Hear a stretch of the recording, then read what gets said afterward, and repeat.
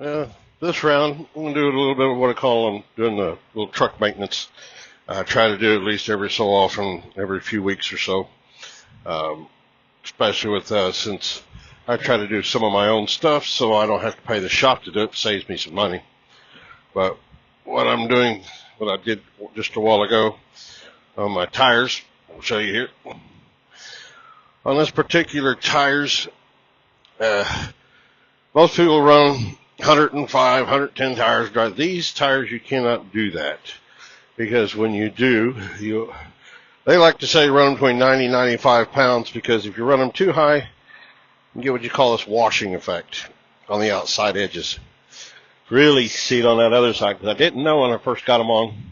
And I asked them about it, and I was running like 105, 110 because I run a lot of heavy stuff. They said it's best to run them a little low.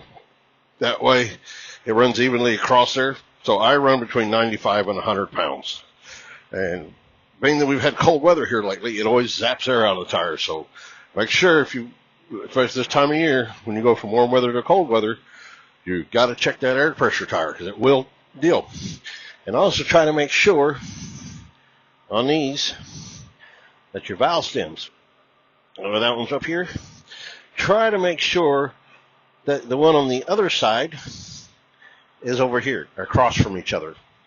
It helps in order to the balancing because believe it or not, just a few little ounces like that can make a big difference on the wear of your tires because it puts all that on one side. It takes a while, but you can have an effect after a while. And so I went around doing all these. Like I said, this particular Michelin brand, the XD&2s, I really like them. Both these have over 200,000 miles on them. And I rotated them one time. These were on the back, and these were on the front. And you can tell I've still got all kinds of tread left on these things after 200,000 miles. Now, granted, last month, my steers made it 200,000, and I had to change them. So up here, I got a brand new set of steers.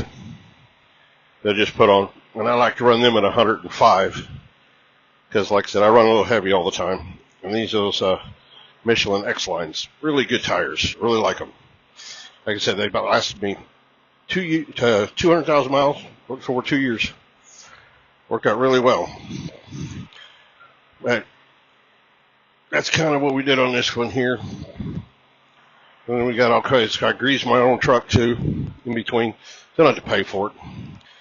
So we get great certs on the knuckle here on the steering shaft, up on the shaft also. And what I call the Pitman arm, some people call it King arms, whatever. But on the bottom side of that knuckle down there is another grease cert. You end up greasing. And you got another one on the inside, right there. And then the ones here for your slack adjuster arms and your brakes there. And then up underneath, there's another one for the slack adjuster itself.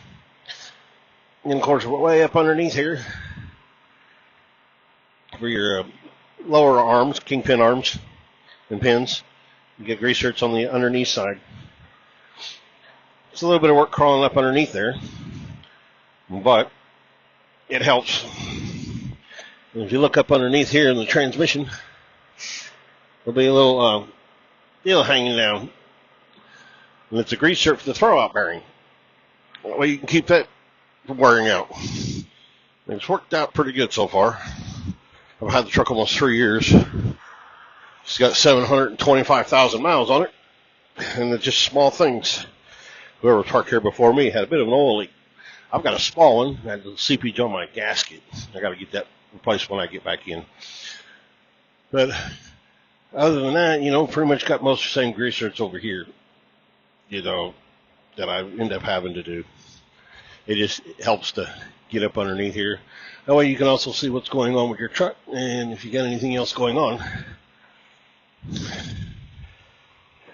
Then you come back here.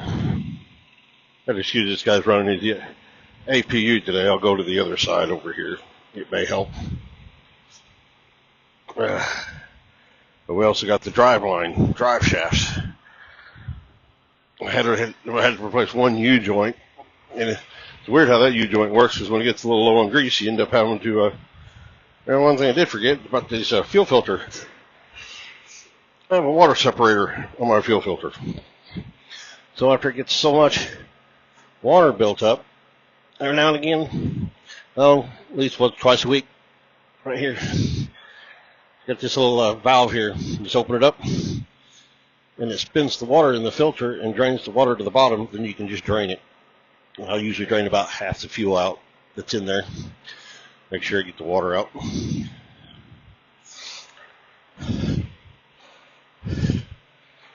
Send it up over here, up underneath.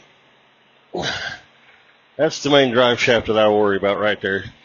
That's the one I had replaced. They didn't have grease certs.